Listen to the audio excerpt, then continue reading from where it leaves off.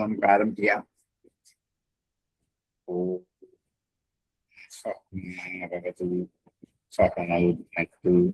സഹവീര്യം കരവാഹൈ തേജസ്വിനാവധീതമസ്തു മാ വിദ്വേഷമോ ശാന്തി ശാന്തി. സ്മരണീയായ എല്ലാവർക്കും നീതമായ പ്രഭാസം.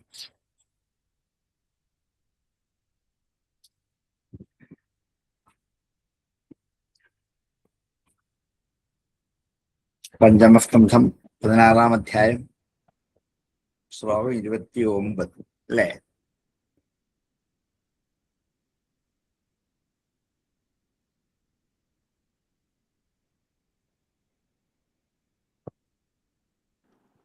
ശ്ലോകം 28 അല്ലേ ഇനി എടുക്കണ്ടേ? ഇനി 28 തുടങ്ങണ്ട. ഇനി 28 എടുക്കണ്ട. 28 27 വരെയാണോ കഴിഞ്ഞത്? അതെ. ജഠരദേവകൂടവും എടുത്തതല്ല.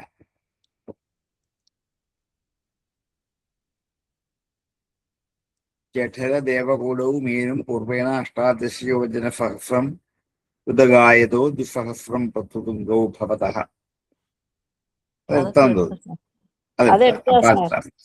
അടുത്ത മേരോർമൂർധനേ ഭഗവതഃ ആത്മയോനിർമധ്യത ഉപകൃപ്താം പുരീം അയുധയോജനസാഹസ്രീം സമചതുരസ്രാം ശാതകൗമുഖീം വദന്തി. മേരോഹ മൂർധൻ, മേരുവിന്റെ മൂർധാവൻ, ഭഗവതഃ ആത്മയോനേഹി, ആത്മയോനിയായ ഭഗവാന്റെ സ്വയം ആവിർഭവിച്ചവനായ ബ്രഹ്മദേവന്റെ, ബ്രഹ്മാവിന്റെ ആത്മയോനി ബ്രഹ്മാവാണ്. ഭഗവതഃ ആത്മയോനേഹി മധ്യതഃ, സുമേരുവിന്റെ മൂർധാവിൽ നടുക്കുഭാഗത്തായിട്ട് ഭഗവാനായ ആത്മയോഗിനിയുടെ ഉപക്ലിപ്താം തീർച്ചപ്പെടുത്തിയ, നിശ്ചയിച്ചിരിക്കുന്ന, കൽപ്പിക്കപ്പെട്ടതായ പുരിയും, ഒരു പുരിയൻ, ഒരു പട്ടണം, ഒരു പുരി, ബ്രഹ്മപുരി എന്നാണ് അതിന്റെ പേര്. ആ ബ്രഹ്മപുരി എന്ന പട്ടണം മേരുവിന്റെ മൂർധാവിൽ നടുക്കായിട്ടാണ് സ്ഥിതി ചെയ്യുന്നത്.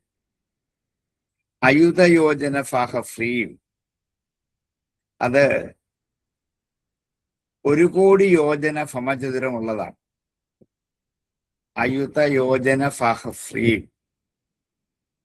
സമചതുരസ്രാം, സമചതുരസ്രവും ശാതകൗംഭി, അതിന് ശാതകൗംഭി എന്ന്, സ്വർണമയമായത്. ശതകുംഭത്തെ സംബന്ധിക്കുന്നത് ശാതകൗംഭി, ശതകുംഭം സ്വർണമാണ്. ശാതകൗംഭിയും വദന്തി പറയുന്നു. സുമേരുവിന്റെ ശിരസിൽ മധ്യഭാഗത്തായിട്ട് ബ്രഹ്മദേവന്റെ ഇരിപ്പിടമുണ്ട്. അതിന് 1 കോടി യോജന സമചതുരമുണ്ട്. ശാതകൗംഭി എന്നാണ് അതിന്റെ പേര്. ശാതകൗംഭിയും വദന്തി, അതിന് വാസ്തവത്തിൽ സ്വർണമയം ആയതുകൊണ്ട് ആ പേര് വന്നതാണ്. അതിനു മുമ്പ് അതിന് നിശ്ചിതമായൊരു പേരുണ്ട്. അത് മനോവതി എന്നാണ് പേര്. ബ്രഹ്മപുരിയുടെ പേര് മനോവതി എന്ന്. അതിന് ശാതകൗംഭി എന്നുള്ള പേര് പറയും എന്ന് മാത്രം. മേരോർ മൂർധനി ഭഗവതഃ ആത്മയോനിർമധ്യത ഉപകൃപ്താം പുരീം അയുധയോജന സാഹസ്രീം സമചതുരസ്രാം ശാതകൗംഭിം വദന്തി. മേരോർ മൂർധനി ഭഗവതഃ ആത്മയോനിർമധ്യതാം ഉപകൃപ്താം പുരീം അയുധയോജന സാഹസ്രീം സമചതുരസ്രാം ശാതകൗംഭിം വദന്തി.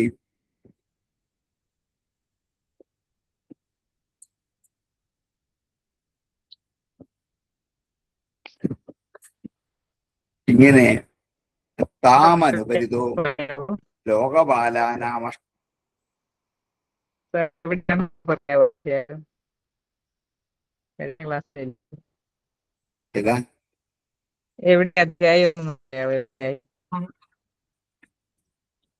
പഞ്ചമസ്കന്ധം 16-ാം അധ്യായം ശ്ലോകം 29, 28 നിങ്ങളുടെ പുസ്തകം. 28, 29 അതിനുണ്മപ്പെടുത്തി.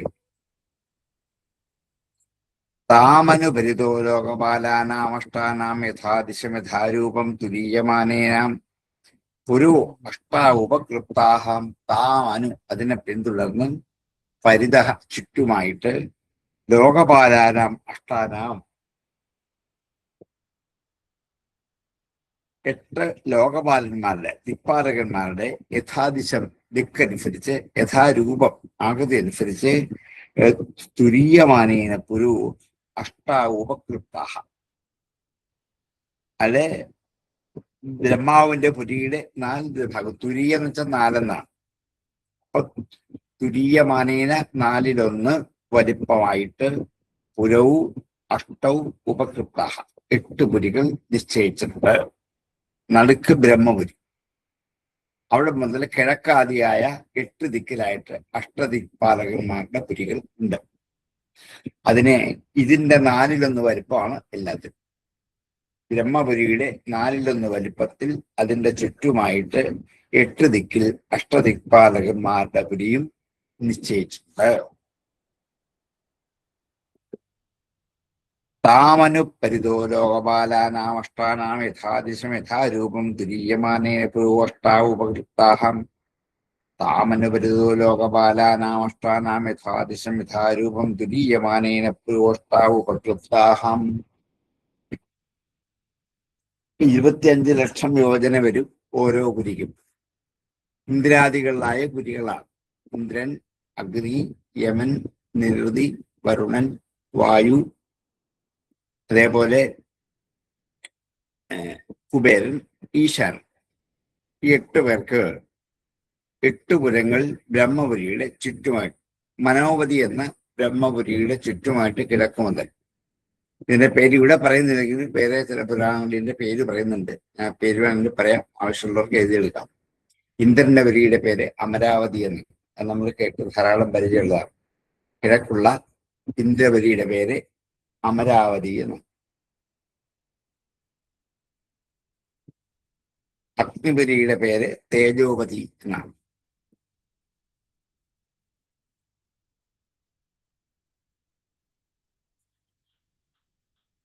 യമപുരിയുടെ പേര് സംയമനി എന്നാണ്. സംയമനി.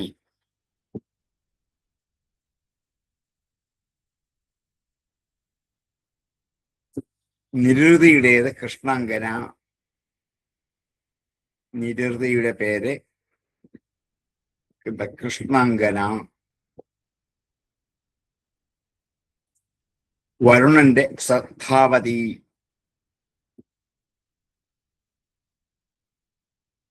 വരുണന്റെ ശ്രദ്ധാവതി. വായുവിന്റെ ഗന്ധവതി.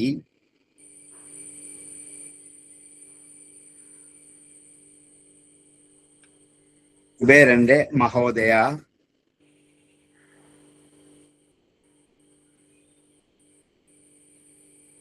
ഈശാനന്റെ യശോവതി. ഇന്ദ്രന്റെ അമരാവതി, അഗ്നിയുടെ തേജോവതി, യമന്റെ സംയമിനി, നിരുതിയുടെ കൃഷ്ണാങ്കന, വരുണന്റെ ശ്രദ്ധാവതി, വായുവിന്റെ ഗന്ധവതി, കുബേരന്റെ മഹോദയ എന്നിങ്ങനെയാണ് അഷ്ടപുരികളുടെ വരുണന്റെ എന്തോ സാറേ? വരുണന്റെ ശ്രദ്ധാണോ? ശ്രദ്ധാവതിയാണോ? ശ്രദ്ധാവതി. ശ്രദ്ധയില്ലേ? ശ്രദ്ധ. ശ്രദ്ധാവതി. ഈശാനന്റെയോ? ഈശാനന്റേത് യശോവതി. യശോവതി. യശഫ് എന്നുള്ളതല്ലേ യശോവതി.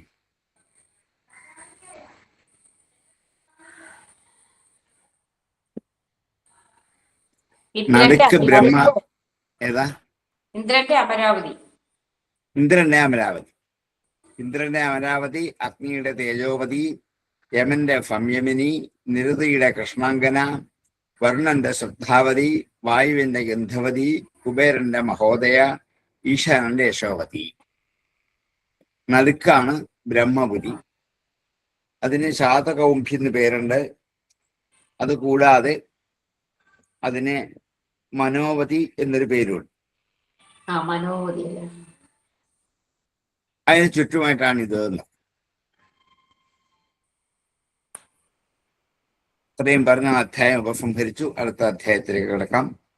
17-ാം അധ്യായം, പഞ്ചമസ്കന്ധം, അധ്യായം 17.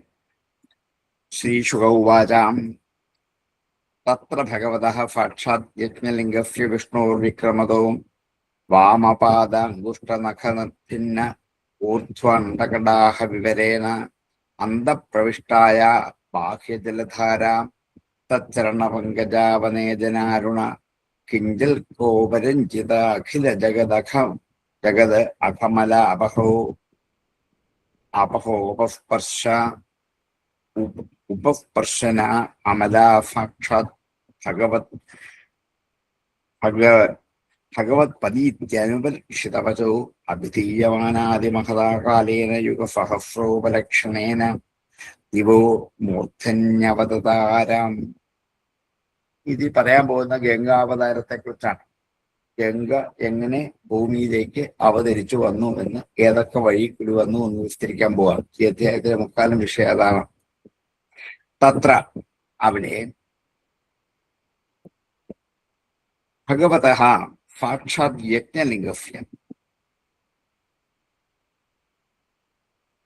യജ്ഞശാലയിൽ പ്രവേശിച്ച് യജ്ഞത്തിന്റെ അടയാളത്തോടു കൂടിയവനായ വിഷ്ണുവിന്റെ, ഭഗവാൻ ആയ സാക്ഷാത് വിഷ്ണു, അദ്ദേഹം യജ്ഞസ്വരൂപനാണ്.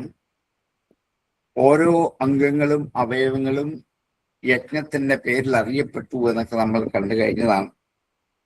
അങ്ങനെ ഉള്ള ആ വിഷ്ണുവിന്റെ, ഭഗവതഃ സാക്ഷാത് യജ്ഞലിംഗസ്യ വിഷ്ണു വിക്രമതോ, വിക്രമം കൊണ്ട്,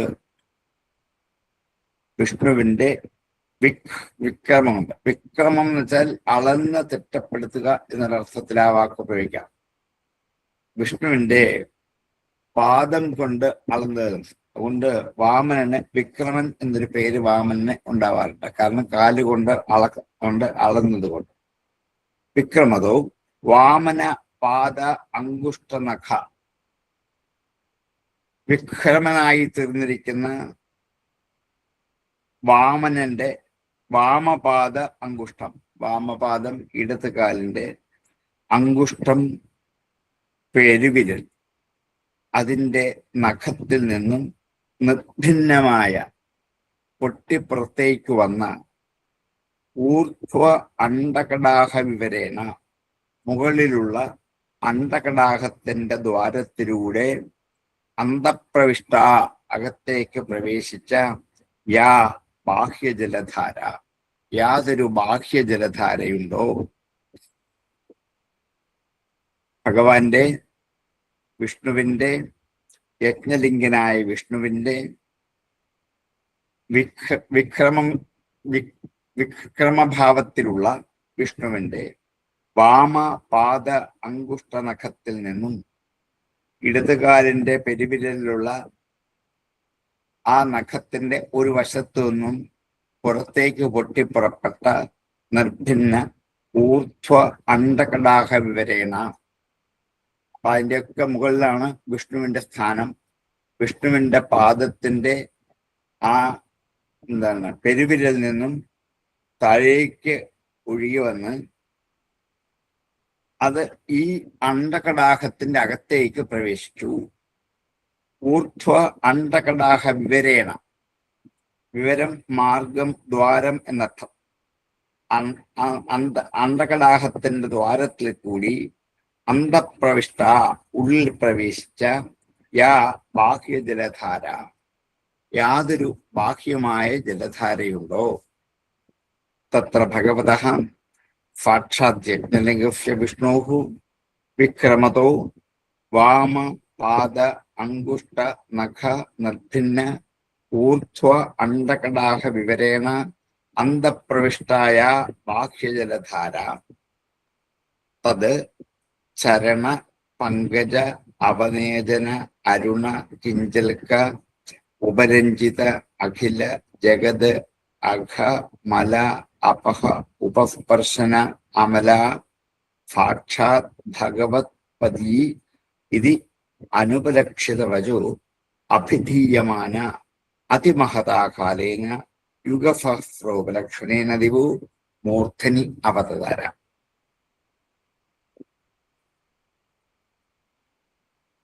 വിഷ്ണുവിന്റെ ചരണപങ്കജത്തിൽ നിന്നും തച്ചരണപങ്കജ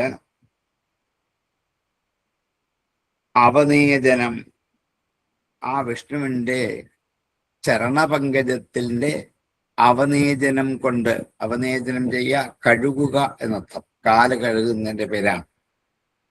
തച്ചരണപങ്കജ അവനേജനേന, ഭഗവാന്റെ പാദാരവിന്ദത്തെ കഴുകിയെത്തിയ തച്ചരണപങ്കജ അവനേജനേന അരുണ കിഞ്ചൽക്ക ഉപരഞ്ജിത, അരുണവർണ്ണത്തിലുള്ള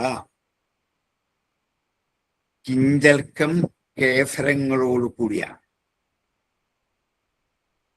അരുണ കിഞ്ചൽക്ക ഉപരഞ്ജിത, ചുവന്ന നിറത്തിലുള്ള കേസരം കൊണ്ട് ഉപരഞ്ജിതം കലർന്നത് കൂടിച്ചേർന്നതായ അരുണ കിഞ്ചൽക്ക ഉപരഞ്ജിത അഖില, ഭഗവാന്റെ പാദം പങ്കജമായതുകൊണ്ട് ആ പങ്കജത്തിന്റെ അരുണ നിറത്തിലുള്ള ദളങ്ങൾ കൂടി ഒഴുകി വന്ന തച്ചരണ പങ്കജ അവനേജന അരുണ കിഞ്ചൽക്ക ഉപരഞ്ജിത അഖില ജഗത് അഖ, എല്ലാ ലോകത്തിന്റെയും അഖമാകുന്ന മലത്തെ അപഹ ഇല്ലാതാക്കുന്നു, ലോകത്തിന്റെ പാപങ്ങളെ നശിപ്പിക്കുന്നതായ ഉപസ്പർശന അമല, അതിൽ ഒന്ന് സ്പർശിച്ചാൽ മാത്രം മതി, ആ വെള്ളത്തിലൊന്ന് തൊട്ടാൽ മാത്രം മതി, സകല പാപങ്ങളെയും ഇല്ലാതാക്കി പരിശുദ്ധമാക്കുന്നതായ സാക്ഷാത് ഭഗവത് പതി. അതിന്റെ പേര് ഭഗവത് പതി എന്നാണ്. ഭഗവാന്റെ പാദത്തിൽ നിന്നും ഒഴുകി വന്നതുകൊണ്ട് ഭഗവത് പതി എന്ന്. ഗംഗയുടെ ആദ്യത്തെ പേര് ഭഗവത് പതി എന്നാണ്, അല്ലെങ്കിൽ വിഷ്ണുപതി എന്ന് പറയാം. ഭഗവാന്റെ പദത്തിൽ നിന്നും താഴേക്ക് ഒഴുകി വന്നതുകൊണ്ട് ഈ പേര് കിട്ടി. പത്തച്ചരണ പങ്കജ അവനേജന അരുണകിഞ്ചൽക്ക ഉപരഞ്ജിത അഖില ജഗത് അഖമലാപഹോ ഉപസ്പർശന അമല സാക്ഷാത് ഭഗവത് പതി ഇതി എന്ന് അനുപലക്ഷിതവചോ, എന്ന് അനുപലക്ഷിതമായ വാക്കോടുകൂടിയ, ഒരു പ്രത്യേകമായി പേര് പറയപ്പെടാത്ത ആ ജലധാര, അനുപലക്ഷിതം, ഒരു പ്രത്യേക പേരതിനില്ല. വിഷ്ണുവിന്റെ പദത്തിൽ നിന്നും വന്നതുകൊണ്ട് ഭഗവത് പതിയെന്നോ വിഷ്ണുപതിയെന്നോ മാത്രമേ പേരുള്ളൂ.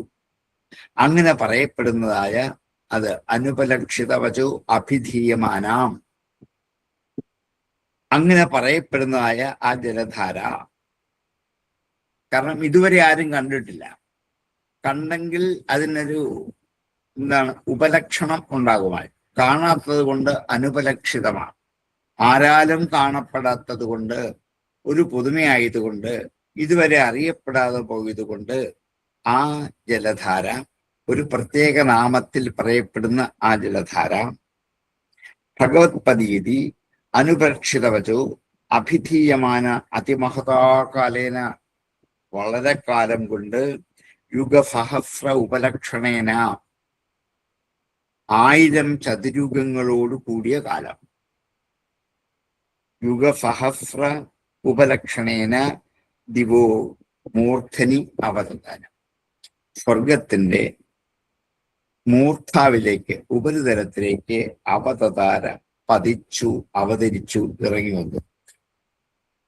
ഭഗവത് പദത്തിൽ നിന്നും പുറപ്പെട്ട ഈ ഗംഗ, അപ്പൊ ഒരു തുള്ളി മാത്രമേ ഉള്ളൂ ഇത്. കാരണം ഭഗവാന്റെ കാൽനഖത്തിന്റെ പെരുവിരലിന്റെ ഇടയ്ക്ക് ഒളിച്ചിരുന്നാണ്. അവിടെ ഒന്നും അത് താഴേക്ക് ഒഴുകുന്നേ. ഒഴുകിയിട്ട് അണ്ടകടാഹത്തിന്റെ ദ്വാരത്തിൽ കൂടി സഞ്ചരിച്ച് അത് സ്വർഗത്തിന്റെ മൂർധാവിലെത്താൻ 1000 ചതുരുഗം കാലം വേണ്ടി വന്നു. ഇത്രയും കാലം കൊണ്ടാണ് അവിടേക്ക് ഒഴുകിയത്. അത് ഭഗവാന്റെ പാദത്തിൽ നിന്നും ഒഴുകിയെത്തിയത് കൊണ്ട് അതിന് ഭഗവത്പതി എന്നൊരു പേര് കൊടുത്തു മാത്രം. ഈ അതിലെ വെള്ളത്തിലേക്ക് ഒന്ന് സ്പർശിച്ചാൽ മാത്രം മതി, സകല പാപങ്ങളും ഇല്ലാതാകും. അതാണ് വിഷ്ണുപതിയുടെ ഒരു മഹത്വം. അങ്ങനെയുള്ള വിഷ്ണുപതി എന്ന് ഇതുവരെ ആരും കാണാത്ത, ഇതുവരെ ആരും പേരിടാത്ത ഈ വിഷ്ണുപതി വളരെ കാലം യുഗസഹസ്ര ഉപലക്ഷണേന കാലേന ദിവോ മൂർധനി അവതതാര, സ്വർഗത്തിന്റെ മൂർധാവിലേക്ക് ഇറങ്ങി വന്നു. അങ്ങനെയാണ് ഗംഗ സ്വർഗലോകത്തേക്ക്. സ്വർഗംഗ എന്ന് ഗംഗയ്ക്ക് ഒരു പേരുണ്ട്. സ്വർഗത്തിലേക്ക് വന്നപ്പോൾ കൊടുത്ത പേരാണ് സ്വർഗംഗ. അതിനു മുമ്പ് എന്തേ ഉള്ളൂ, ഒറ്റ പേരേ ഉള്ളൂ, ഭഗവത്പതി അല്ലെങ്കിൽ വിഷ്ണുപതി. അത് കുറേ കാലം പിടിച്ചു കൂടി എത്താൻ. തത്ര ഭഗവതഃ സാക്ഷാദ്യജ്ഞലിംഗസ്യ വിഷ്ണോഃ വിക്രമതോ വാമപാദ അങ്കുഷ്ടനഖ നദ്ഭിന്ന ഊർധ്വണ്ഡകടാഹ വിവരേണ അന്തഃപ്രവിഷ്ടായ ബാഹ്യജലധാര തച്ചരണ പങ്കജാവനേജനാരുണകിഞ്ചൽക്കോ വിരഞ്ജിത അഖില ജഗദഖമലാപകോപസ്പർശന അമല സാക്ഷാത് ഭഗവത്പദീത്യനുപേക്ഷിതവരോ വിധീയമാന അതിമഹതാകാലേന യുഗസഹസ്രോപലക്ഷണേന ദിവോ മൂർധന്യവതതാരാം. തത്ര ഭഗവതഃ സാക്ഷാത് യജ്ഞലിംഗസ്യ വിഷ്ണോർ വിക്രമതോ വാമപാദാങ്കുഷ്ടനഖനദ്ഭിന്നോ ഊർധ്വണ്ഡകടാഹ വിവരേണാന്തഃപ്രവിഷ്ടായ ബാഹ്യജലധാരാ തച്ചരണപങ്കജാവനേജനാരുണകിഞ്ചൽക്കോ വിരഞ്ജിതാഖില ജഗദഖമലാപഹോ ഉപസ്പർശനാമല സാക്ഷാത് ഭഗവത്പദീത്യനുപേക്ഷിതവചോ വിധീയമാന അതിമഹതാകാലേന യുഗസഹസ്രോപലക്ഷണേന ദിവോ മൂർധന്യവതതാരാം. ഒരു നീണ്ട ഗദ്യമാണ്, വായിക്കാൻ കിട്ടുന്നില്ല. ഒന്നുകൂടി വായിക്കാം വേണോ, അതോ കിട്ടിയോ?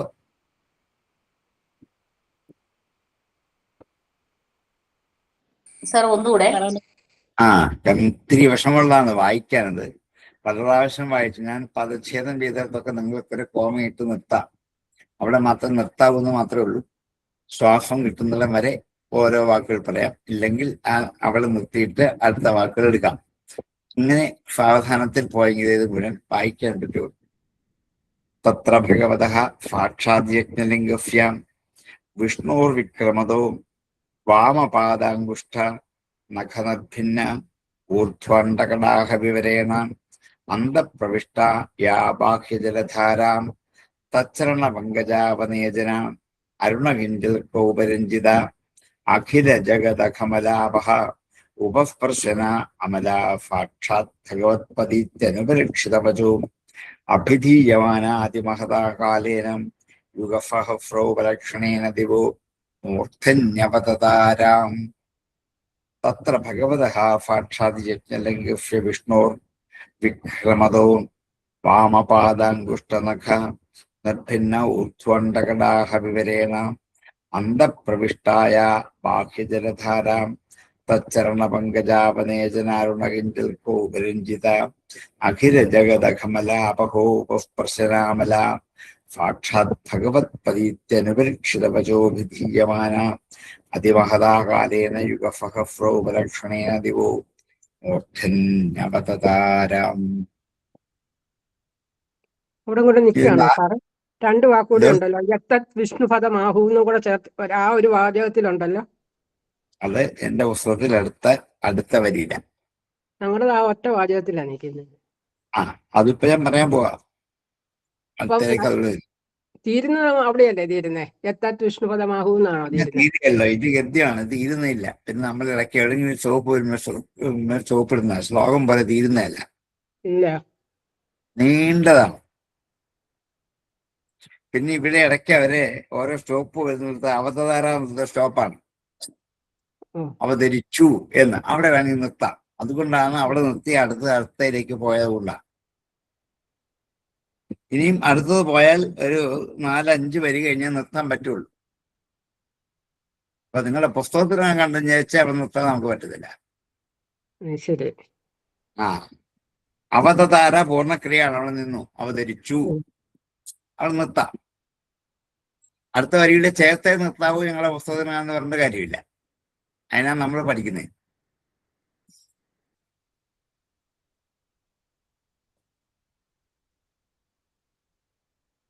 ആർക്കെങ്കിലും ഉണ്ടോ ഇതിൽ സംശയം?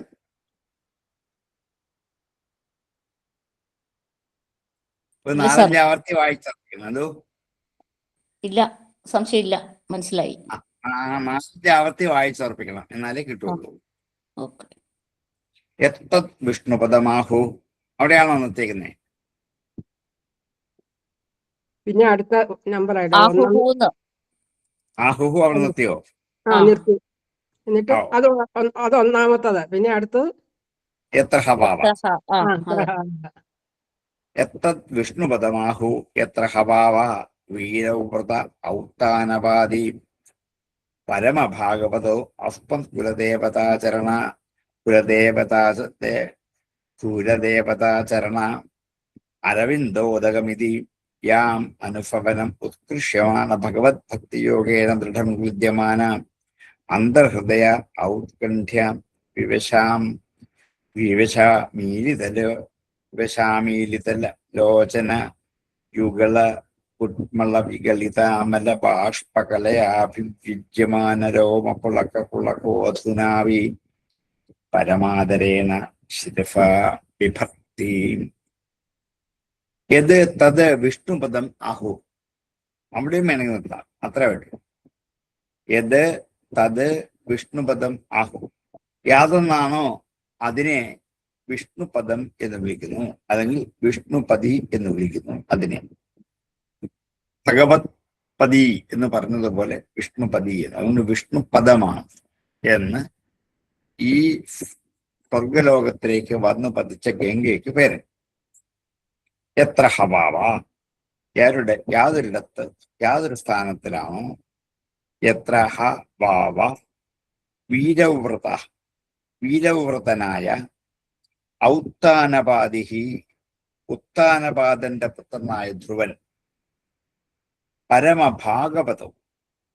പരമഭാഗവതനായ ആ ധ്രുവൻ ഏറ്റവും ഭക്തിയുള്ളവൻ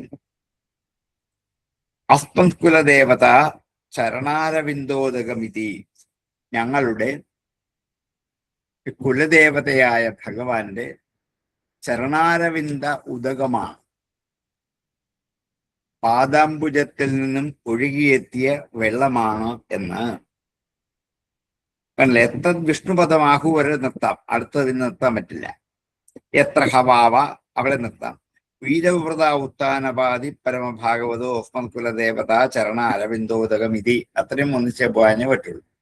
അപ്പൊ ഇടയ്ക്ക് അവിടെ നിർത്താൻ പറ്റില്ല. വീരവ്രതനായ കഠിനമായ തപസ് അനുഷ്ഠിച്ചവനായ ഉത്താനപാദന്റെ പുത്രനായ ധ്രുവൻ പരമഭാഗവതനായ അദ്ദേഹം നമ്മളുടെ കുലദേവതയായ വിഷ്ണുവിന്റെ ചരണാരവിന്ദ ഉദകമാണ് എന്ന് വിചാരിച്ച് യാം അനുഭവനം ഉത്കൃഷ്യമാണ് ഭഗവത് ഭക്തിയോഗേന ദൃഢം, യാതൊരു വിഷ്ണുപതിയാണോ അനുഭവനം ഓരോ സന്ധ്യ തോറും, ഭവനം യജ്ഞം ചെയ്യുന്ന സമയം എന്നാണ്, അതിന് സന്ധ്യകൾ എന്ന് പറയാം. അനുഭവനം ഓരോ സന്ധ്യ തോറും ഉത്കൃഷ്യമാണ് ഭഗവത് ഭക്തിയോഗേന, ഉത്കൃഷ്ടമായ ഭഗവത് ഭക്തിയോഗം കൊണ്ട്, ഉത്കൃഷ്ടമായ ഭഗവത് ഭക്തിയോഗം കൊണ്ട്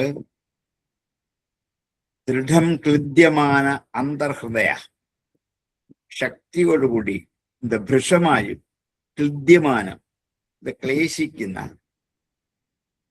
അല്ല ക്ലിദ്യമാനം വെച്ചാൽ നനവുള്ളത്, അലിവാർന്നത് എന്ന്. ക്ലേശമാനമല്ല, ക്ലിദ്യമാനം. ക്ലേദം, അലിവ്, നനവ് എന്നാണ്. ക്ലിദ്യമാന അന്തർഹൃദയ,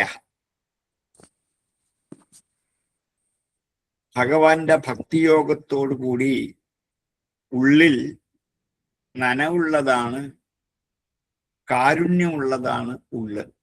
ഉള്ളിന്റെ കട്ടി കുറയും. ഭഗവത് ഭക്തി കൂടിയാൽ കാരുണ്യം ഉണ്ടാകും, ദയവുണ്ടാകും. അതില്ലാത്തത് കൊണ്ടാണ് കഠിന ഹൃദയന്മാരായിട്ട് തീരാൻ കാരണം. ഉള്ളിൽ ഭഗവാനെ ഉറപ്പിച്ചു നിർത്തുന്ന ഒരാൾക്ക് സകല ഭൂതജാലങ്ങളോടും കാരുണ്യമാണ്, ദയയാണ് ഉണ്ടാകുക. യാം അനുഭവനം ഉത്കൃഷ്യമാണ് ഭഗവത് ഭക്തി യോഗേന. ഒന്നുകിൽ ദൃഢം അല്ലെങ്കിൽ ഭൃശം, രണ്ട് പാഠം ശരിയാണ്. നിങ്ങളുടെ വസ്തുത ഏതാണെന്ന് അറിയില്ല. ഒന്നുകിൽ ദൃഢം അല്ലെങ്കിൽ ഭൃശം, രണ്ടും എടുക്കാം. ക്ലിദ്യമാന അന്തർഹൃദയ, കാരുണ്യമുള്ള അലിവാർന്ന നനവാർന്ന അന്തർഹൃദയത്തോടു കൂടി ഹൃദയാന്തർഭാഗം അലിവുള്ളതായി തീർന്നിട്ട് ഔത്കണ്ഠ വിവശ, ഉത്കണ്ഠ കൊണ്ട് വിവശയായി. ഔത്കണ്ഠ വിവശ, ഉത്കണ്ഠ കൊണ്ട് വിവശയായി. ആമീലിത ലോചന യുഗള കുട്മള, ആമീലിതം അല്പമടഞ്ഞിരിക്കുന്ന, ആമീലിതം അല്പമടഞ്ഞിരിക്കുന്ന ലോചനയുഗ കുട്മളം, രണ്ട് കണ്ണുകളാകുന്ന താമരമുട്ടിൽ നിന്ന്. ലോചനം കണ്ണ്, യുഗം രണ്ട്, യുഗളം രണ്ട്, കുട്മളം മൊട്ട. ലോചന യുഗള കുട്മളം, കണ്ണാകുന്ന താമരമുട്ടിൽ നിന്നും വികളിത ഒഴുകിയ അമല ബാഷ്പകലയ, നിർമ്മലമായ കണ്ണീർധാര കൊണ്ട്, അമലമായ നിർമ്മലമായ ബാഷ്പകല കൊണ്ട്, കണ്ണീറിന്റെ ധാര കൊണ്ട്, അഭിവ്യജ്യമാന, സ്പഷ്ടമായി കാണാൻ പറ്റുന്ന, രോമ പുളക, രോമാഞ്ചത്തോടു കൂടിയവനായിട്ട്, രോമപുളകം കൊണ്ട് പുളകനായി തീർന്നിട്ട്, രോമപുളകമാണ് രോമാഞ്ചം, അതുകൊണ്ട് പുളകൻ നിറഞ്ഞവനായി തീർന്നിട്ട്, അധുനാഭി ഇപ്പോഴും, പരമാദരേണ അത്യന്തം ആദരവോടുകൂടി, ശിരഫ ശിരഫ് കൊണ്ട് വിഭർത്തി ധരിക്കുന്നു ഈ വെള്ളത്തെ. അപ്പം സ്വർഗലോകത്തിന്റെ അങ്ങേറ്റത്തെ മൂർധാവിലെത്തിയപ്പോൾ ആദ്യം ഈ വെള്ളം ലഭിച്ച ധ്രുവനാണ്. ഇപ്പോഴും ധ്രുവൻ എന്താണ്, ഈ വെള്ളത്തെ ആദരവോടുകൂടി ശിരഫ് കൊണ്ട് ധരിക്കുന്നു. തന്റെ ശിരഫിലേക്കാണ് ആദ്യം വീണത്.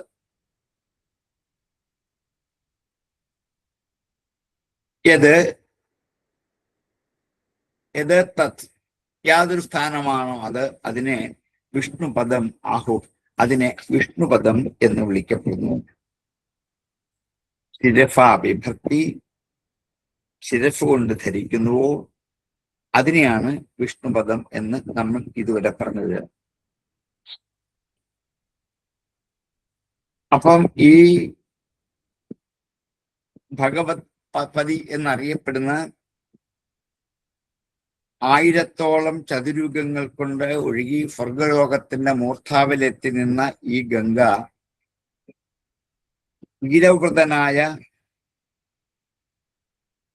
ധ്രുവന്റെ, പരമഭാഗവതനായ നമ്മളുടെ കുലദേവതയായ ഭഗവാന്റെ പാദോദകമാണെന്ന് കരുതി യാതൊന്നിനെ എല്ലാ സന്ധ്യകളിലും ഉത്കൃഷ്ടമായ ഭഗവത് ഭക്തി യോഗം കൊണ്ട് ദൃഢമായി തൻ്റെ ഉള്ളിനെ നനച്ചു ഈ വെള്ളം കൊണ്ട്. പുറമേ വെള്ളം ഒഴിച്ച് കഴുകൽ മാത്രമല്ല, അതുകൊണ്ട് ഹൃദയാന്തർഭാഗവും കൂടി എന്ത് ചെയ്തു, അങ്ങനെ കൃത്യമാനമായി അത് ഖേദിക്കപ്പെട്ടു, അലിവാർന്നു നനവുള്ളതായി തീർന്ന ഹൃദയത്തോടു കൂടിയവനായിട്ട് ഉത്കണ്ഠ കൊണ്ട് വിവശനായി കണ്ണു പകുതി അടഞ്ഞ് താമരമൊട്ടിന്റെ അകത്തുകൂടി പുറത്തേക്ക് ഒഴുകിയെത്തുന്നു. ഈ രണ്ട് കണ്ണുകൾ താമരമൊട്ടുകൾ പോലാണ്. താമരമൊട്ടിന്റെ അഗ്രഭാഗത്വം പുറത്തേക്ക് ഒഴുകിയെത്തുന്ന കണ്ണീരോടുകൂടി, അതുകൊണ്ട് രോമാഞ്ചമുണ്ടായി. ഇപ്പോഴും ആദരത്തോടെ ശിരഫുകൊണ്ട് ഈ ഗംഗയെ ആ ധ്രുവൻ വഹിച്ചുകൊണ്ടിരിക്കുന്നു. അപ്പോൾ മുതൽ ഗംഗയ്ക്ക് വിഷ്ണുപതി എന്ന് പേരും ആ സ്ഥാനത്തിന് വിഷ്ണുപദം എന്നും പേരായി.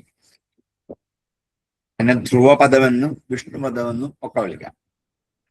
എത്തത് വിഷ്ണുപദമാഹു എത്ര ഹവാവാം വീരവ്രത ഔത്താനപാതി പരമഭാഗവതോസ്മം കുലദേവത ചരണാരവിന്ദോദകമിതി യാമനുഭവനമുത്കൃഷ്യമാന ഭഗവത് ഭക്തിയോഗേന ദൃഢം ക്ലിദ്യമാന അന്തർഹൃദയ ഔത്കണ്ഠ്യവശാമീലിതലോചനയുഗളാം കുട്മളാം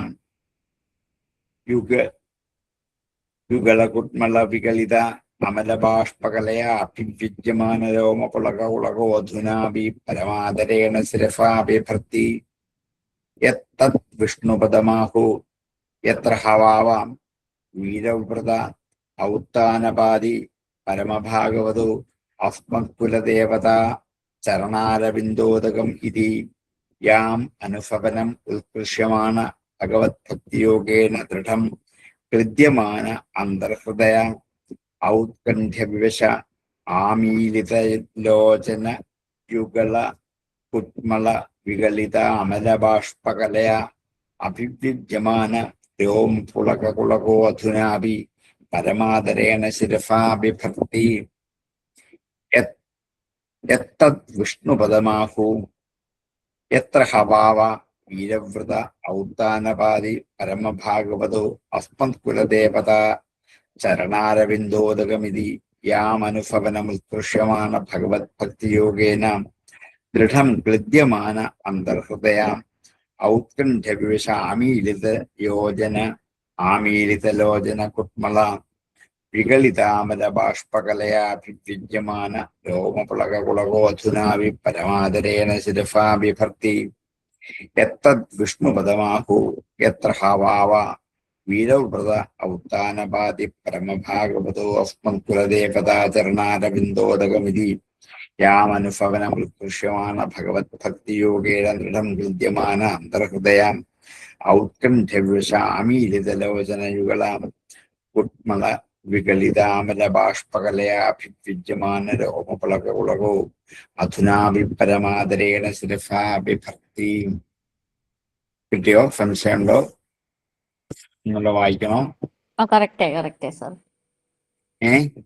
ശരിയായി, കറക്റ്റായി, മനസ്സിലായി. ആ,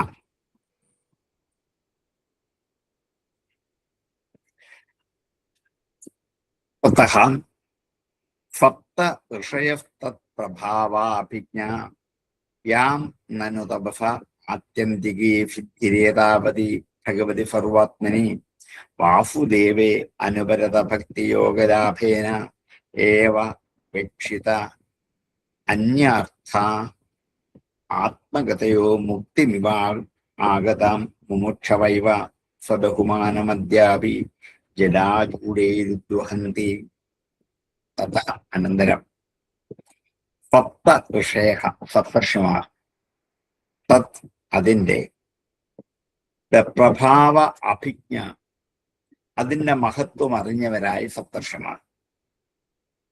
തത് പ്രഭാവ അഭിജ്ഞ അതിന്റെ പ്രഭാവം മഹത്വം അഭിജ്ഞ അറിഞ്ഞവരായ അവർ യാം യാതൊന്നിനെ യാതൊരു ഗംഗയെ നനു തപസ ആത്യന്തികീ സിദ്ധി ഏതാവതി തപസിന്റെ ആത്യന്തികമായ സിദ്ധി തപസ്സു ചെയ്യുന്നതിന്റെ ആത്യന്തികമായ ഒരു ഫലം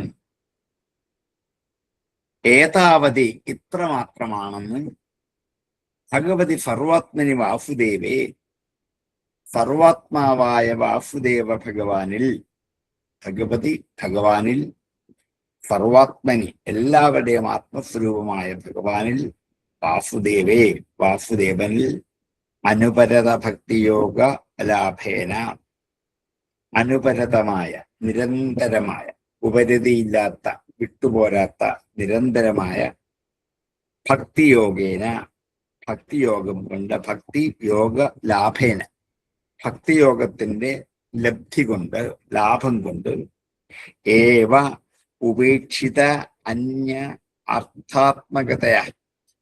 അങ്ങനെ ഭക്തിയോഗം ഉണ്ടായിക്കഴിഞ്ഞപ്പോൾ അതുകൊണ്ട് തന്നെ ഉപേക്ഷിത അന്യ അർത്ഥം, മറ്റ് അർത്ഥങ്ങളെല്ലാം ഉപേക്ഷിച്ചു.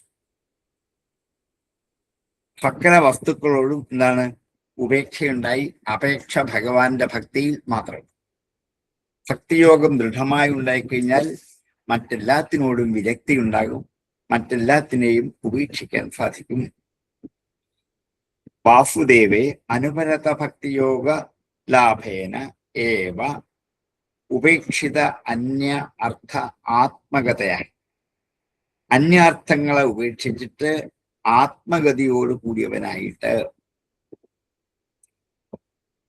ആത്മഗതയോ മുക്തിം ഇവ ആഗതാം, മുക്തി എന്നതുപോലെ വന്നു ചേർന്ന, മുക്തിക്ക് രൂപമില്ല, അതൊരു ഗംഗാനദിയുടെ ആകൃതിയിൽ വന്നു ചേർന്നതുപോലെ മുക്തിമിവ ആഗതാം ആയ ഈ ഗംഗയെ മുമുക്ഷവ ഇവ, മോക്ഷം ആഗ്രഹിക്കുന്നവർ എന്ന പോലെ സ്വബഹുമാനം, ബഹുമാനത്തോടുകൂടി അദ്യാപി ഇന്നും ജഡാജൂഡൈഹി ഉദ്വഹന്തി, ഇന്നും ജഡാജൂഡം കൊണ്ട് ഉദ്വഹന്തി വഹിച്ചുകൊണ്ടിരിക്കുന്നു. ഇന്നും എന്താണ് മറ്റുള്ള എല്ലാത്തിനെയും വെച്ചിട്ട് ആ ഗംഗാദേവി ആ ജഡാജൂഡത്തിൽ, പരമശിവന്റെ ജഡാജൂഡത്തിൽ ഉദ്വഹന്തി വഹിച്ചുകൊണ്ടേ, ശിവൻ അതിനെ വഹിച്ചുകൊണ്ടേയിരിക്കുന്നു തന്റെ ജലക്കൂട്ടത്തിനകത്ത്. അപ്പം ആ വിഷ്ണുപദത്തിൽ നിന്നും താഴേക്ക് വന്നു ഗംഗ.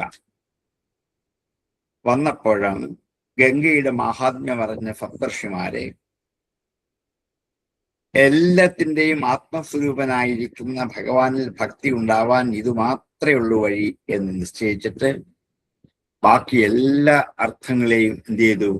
ഉപേക്ഷിച്ചിട്ട് തപസ്സിന്റെ ആത്യന്തികമായ ഫലം ഇത്ര മാത്രമാണെന്ന് അവർ മനസ്സിലാക്കിയിട്ട് മോക്ഷം ആഗ്രഹിക്കുന്നവരായ അവരെ ഈ തന്റെ ഞങ്ങളുടെ അടുക്കൽ കൂടി ഒഴുകി വരുന്ന ഈ ആകൃതിയുള്ള രൂപമുള്ള ഈ നദി മോക്ഷം തന്നെയാണെന്ന് സങ്കല്പിച്ചിട്ട്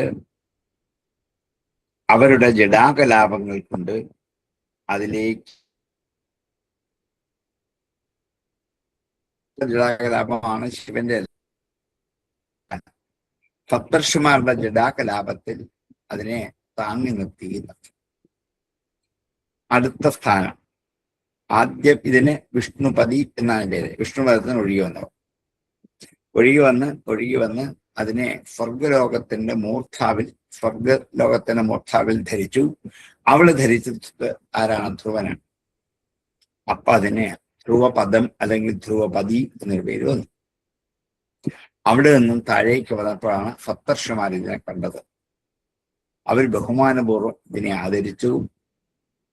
തങ്ങളുടെ ശിരസ് കൊണ്ട് അതിനെ വഹിച്ചു, തങ്ങളുടെ ജഡാജൂഢത്തിലേക്ക് അതിനെ നിറച്ചു വെച്ചു. അരേ സപ്തർഷിമാർ. തപസ്സിന്റെ ഫലം ഇന്നാണ് കിട്ടിയത്. ഇനി ഇതിക്കുള്ള ഫലം കിട്ടാനില്ല. മുമുക്ഷുക്കൾക്ക് മോക്ഷം എന്ന ആകൃതി സ്വീകരിച്ച് ഞങ്ങളുടെ മുമ്പിൽ ഒഴുകിയെത്തിയതാണ്.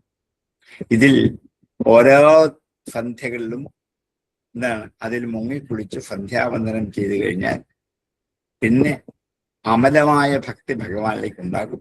അതുണ്ടായാൽ മറ്റു പദാർത്ഥങ്ങളോട് വിരക്തി ഉണ്ടാവുകയും ചെയ്യും. ഇതൊക്കെയാണ് ഇതിന് മഹാത്മ്യം തിരിച്ചറിഞ്ഞിട്ട് മുമുക്ഷുക്കളായ അവർ തന്റെ ശിരസ് കൊണ്ട് അതിനെ വഹിച്ചു. തതഃ സപ്തഋഷയസ്തത്പ്രഭാവാഭിജ്ഞ യാം നനുതപസ ആത്യന്തികേ സിദ്ധിരേതാവതേ ഭഗവതി സർവാത്മനെ വാസുദേവേ അനുപരത ഭക്തിയോഗലാഭേനൈവ ഉപേക്ഷിത അന്യ അർത്ഥാത്മകതയാ മുക്തിമിവ ആഗതാം മുമുക്ഷവൈവ സബഹുമാനമദ്യാവി ജലാജൂഢൈർദ്വഹന്തി. തതഃ സപ്തഋഷയസ്തത്പ്രഭാവാഭിജ്ഞ യാം നനു തപസ ആത്യന്തികേ സിദ്ധിഃ ഏതാവതി ഭഗവതി സർവാത്മനി വാസുദേവേ അനുപരത ഭക്തിയോഗലാഭേന ഏവ ഉപേക്ഷിത അന്യാർത്ഥാത്മകതയോ മുക്തിമിവാഗതാം മോക്ഷവൈവ സ്വബഹുമാനമദ്യാപി ജലാജൂടൈരുദ്വഹന്തി തദ സപ്തഋഷയസ്തത്പ്രഭാവാതിജ്ഞാം യാം നനു തപസ ആത്യന്തികേ സിദ്ധിരേതാവതി ഭഗവതി സർവത്മനി വാസുദേവേ അനുബലത ഭക്തിയോഗ ലാഭേനൈവോപലക്ഷിത അന്യാർത്ഥ ആത്മകതയോ മുക്തിവിവാഗതാം മോക്ഷവൈവ സബഹുമാനമദ്യാപി ജലാജൂടൈരുദ്വഹന്തി. കിട്ടിയോ? സംശയമുണ്ടോ?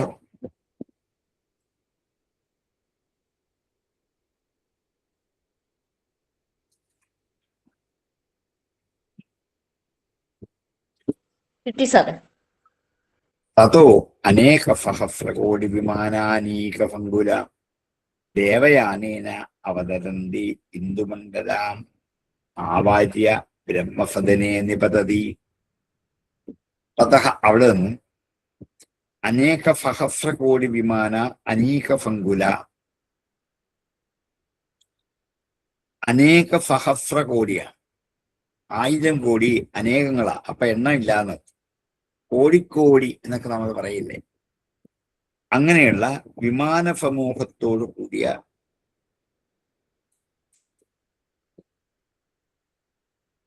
വിമാന അനീക ഫങ്കുലം, അനീകം കൂട്ടം,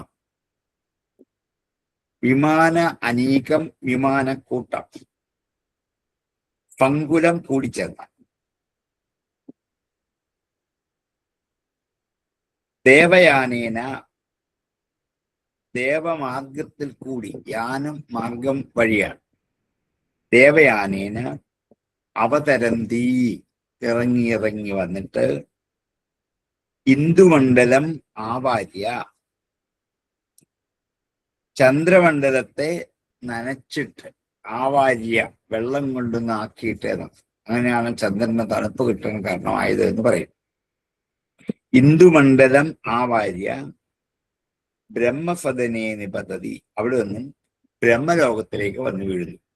അതിനാണ് കഴിഞ്ഞ അധ്യായത്തിൽ ബ്രഹ്മലോകം എവിടെയാണെന്നും അതിന്റെ സ്ഥാനവും പേരും ഒക്കെ പറഞ്ഞതുകൊണ്ടാണ് അവിടേക്ക് വന്ന് ഈ ഗംഗ വീഴുന്നു. നമുക്ക് എത്ര ഉത്കൃഷ്ടമാണ് ഈ ഗംഗ! എവിടുന്നൊക്കെയാണ് ഇത് വരിക? ഏതൊക്കെ ഭാഗങ്ങൾ സ്പർശിച്ചിട്ടാണ് വരിക? തതോ അനേക കോടി വിമാന അനീക ഫങ്കുല ദേവയാനേന, വിമാന ശബ്ദത്തിന് നമ്മളിപ്പോ കാണുന്ന ഒരു ഫ്ലൈറ്റ് എന്നുള്ള അർത്ഥമല്ല എടുക്കേണ്ടത്, നമുക്കതേ നമ്മുടെ ഉള്ളിൽ വരികയുള്ളൂ.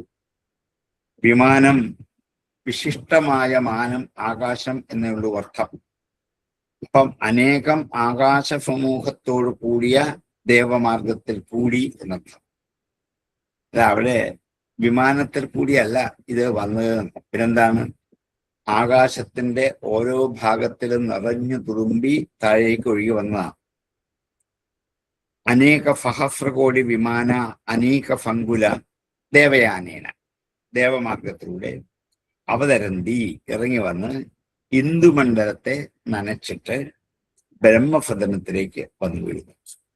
തതോ അനേക സഹസ്രകോടി വിമാന അനേക ഫങ്കുല ദേവയാനേന അവതരന്തി ഇന്ദുമണ്ഡലമാവാര്യ ബ്രഹ്മസദനേ നിപതതി.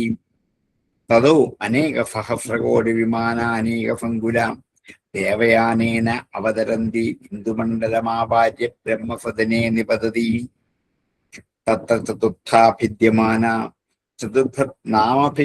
ചതുർദിശം അഭിസ്പന്ദന്തി നദനദീപതിമേവ അഭിനിവിശതി സീതാം അളകനന്ദ ചക്ഷുഭദ്രേദീം. തത്ര അവിടെ ബ്രഹ്മലോകത്തിലെത്തിയപ്പോൾ ചതുർത്ഥാഭിദ്യമാനം, 4 വഴി കൂടി ഒഴുകാൻ തുടങ്ങിയത്.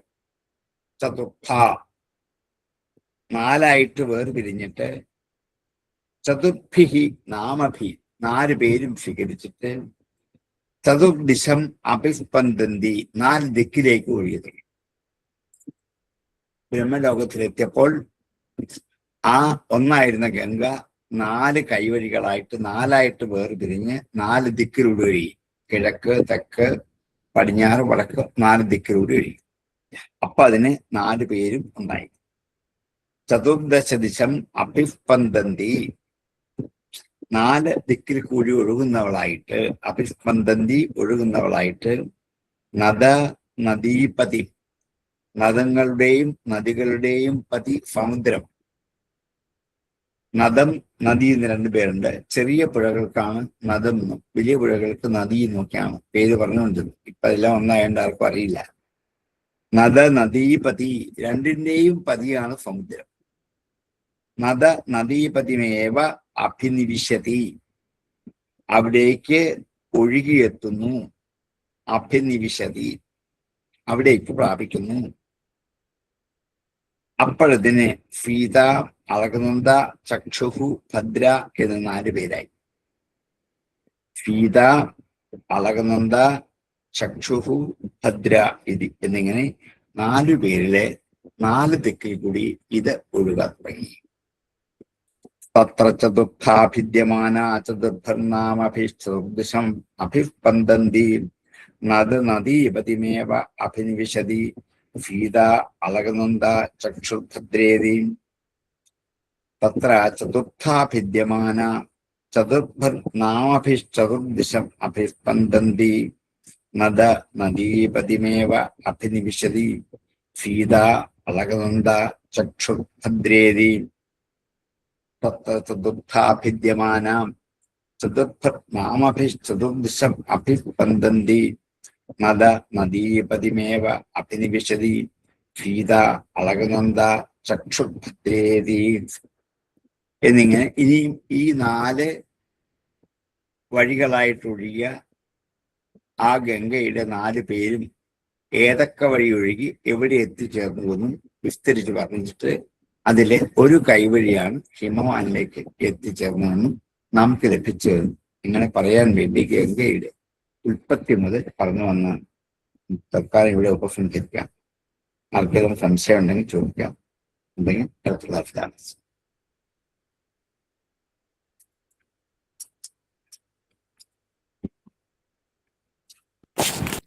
സാർ നമസ്തേ. ഈ ഓരോ യോജന എന്ന് പറയുന്ന നമ്മുടെ കണക്കിൽ മനസ്സിലാക്കുന്ന ഏകദേശം എത്ര വരും സാറേ?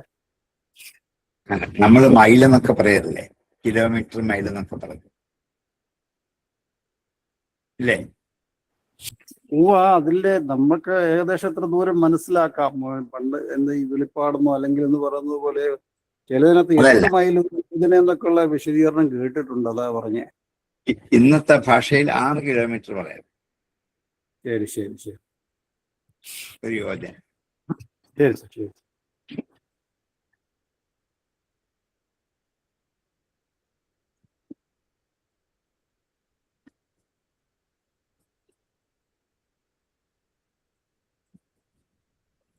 സംശയങ്ങളെങ്കിൽ ഉപസംഹരിക്കാം. ഓം പൂർണ്ണമദ പൂർണ്ണമിദം പൂർണ്ണാത് പൂർണ്ണമുദച്യതേ പൂർണ്ണസ്യ പൂർണ്ണമാദായ പൂർണ്ണമേവാവശിഷ്യതേ. ഓം ശാന്തി ശാന്തി ശാന്തി. നമസ്തേ സർ.